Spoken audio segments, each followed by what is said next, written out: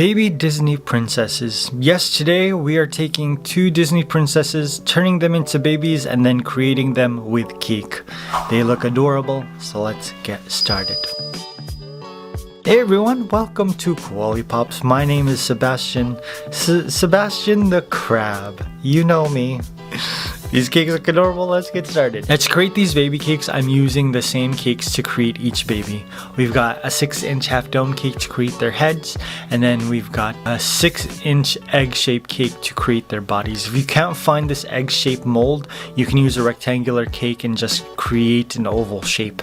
That works just as well. Now, the baby that we're going to be creating first is Ariel. Is it Ariel or is it Ariel? I don't know. Am I pronouncing it wrong? Now, Ariel's going to be looking off to the right a little bit, and so I had to carve a little bit of cake to create the side of her face, and then I just started to shape her eye sockets as well as her mouth. For her body, I'm going to take my egg-shaped cake, cut away a little bit at the top, and just smush the two cakes together to create one. Just like that. Look at that, perfect, right? Then I'm just going to cut away a little bit so that I can flatten it out. After that was all the cake basics, so buttercream in the middle and then a crumb coat. Now, whenever I create a new type of Disney princess cake, I like to start it with Little Mermaid characters. Ursula, Ariel. If the cakes I'm creating look good with those characters, then they're gonna look great with the other Disney princesses. So that's why Ariel went first. And because of this, there were a ton of mistakes that I was able to learn from and didn't make when I was creating Rapunzel. Now, after my crumb coat, I added some Ariel skin tone fondant to her head, and I was working really fast. So first I separated the extra fondant and then I emphasized her neckline. Again, working really fast because I knew I had to get to that little itty bitty baby nose. Creating baby noses is really easy, but you have to do this first because there's a lot of shaping. And if you don't get to it first, it's more likely that the fondant will crack because it's exposed to air more. It's very noticeable and it's happened to me before and it was really hard to fix. So we do that first and then, oh my god, look at that baby lip. That's a cute baby lip, man.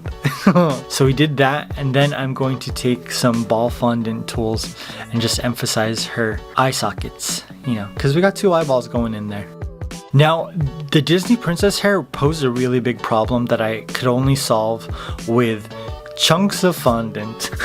Because I started with a 6-inch half dome cake, I only really created the scalp of the Disney princess. So to create the hairline, I used just chunks of fondant to get the right amount of volume. Look at that. Look how much volume I'm giving this baby. At first I was gonna give her long hair, but when I put these two little things at the bottom, oh my god.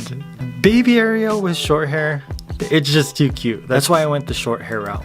Now, after I finished her do, I started to work on the baby blanket. Now, if you've seen my baby cakes before, then you know that the baby's body is hidden underneath the blanket. So the only work you really have to worry about is creating the face. And because you can't see any of Ariel's body, I chose to create a blanket with the color that is used to create Ariel's fins. You know, you can't see her scales or her fins, but I wanted to make sure that you got the essence of them through the blanket. I even added ruffle to the edges, and it looks like the detail that's on her waist. Oh gosh, it looks so pretty. Although most of her body's hidden underneath the blanket, I did create two little baby hens so that they could just be peeking out. And then I started to work more on Ariel's face.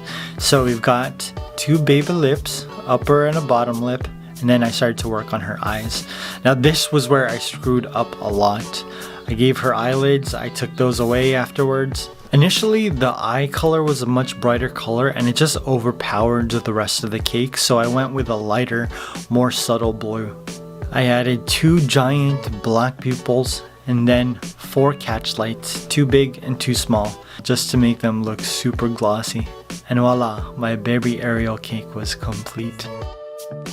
Now, I did add some purple sixlets so that I could incorporate the purple that appears on Ariel's top into the blanket.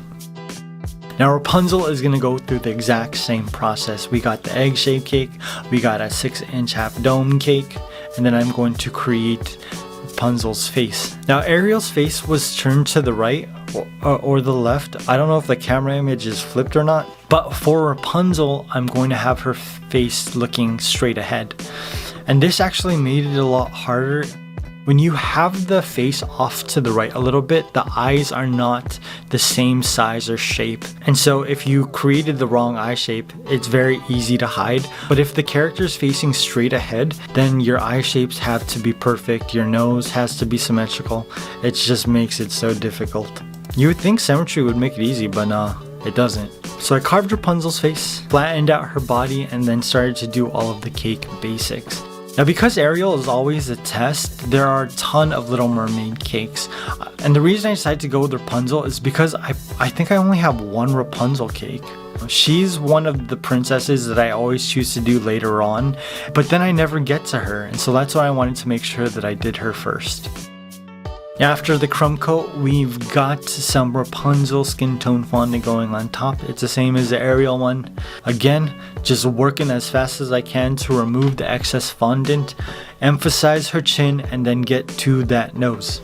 I really wanted to make sure that this nose didn't crack. Like if the fondant cracks when you're creating the blanket, that is fine. But if you see cracked fondant on a character's face, it's the worst. It's like a botched rhinoplasty. Who is your surgeon? Which back alley did you get this nose job? You better not go back there. I would never serve a cake with a cracked nose.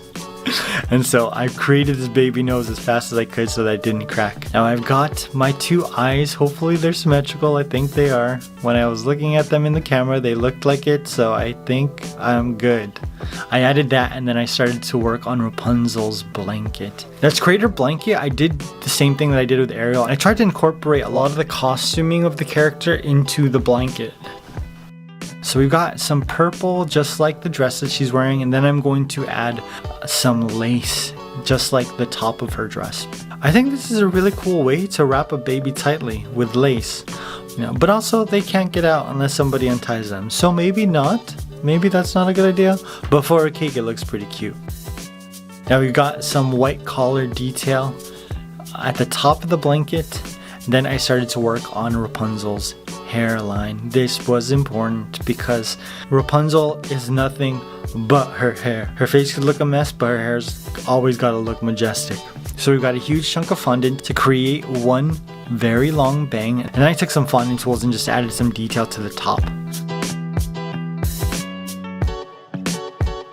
And then I added a long piece of fondant to create her hair. And I was really struggling with how long her hair should be, because when a baby comes out of the baby place, I don't want to say the word because there's a lot of kids watching, but when a baby comes out of the baby place, there isn't a lot of hair. So how long is Rapunzel's hair when she's coming out of that place? But I think I got a good length, even though it's not realistic. After that, I started to add detail to her eyes.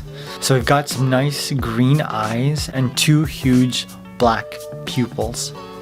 We got eyelashes, two beautiful lips, and 4 catch lights just to make her eyes look super glossy. After that, my Rapunzel cake was complete. Oh look, I added flowers to her blanket too. I forgot about that. Oh, they look so pretty. Now I'm curious, which one of these Disney princesses do you like the best? I think I like Ariel because I've seen The Little Mermaid probably more than 20 times. And I haven't seen Tangled all the way through yet. Disney releases a ton of movies every year and I just can't get to all of them. Now let me know in the comments what Disney princess you'd like to see me turn into a baby cake next. I hope you guys enjoyed this. I love you. I'll see you very soon.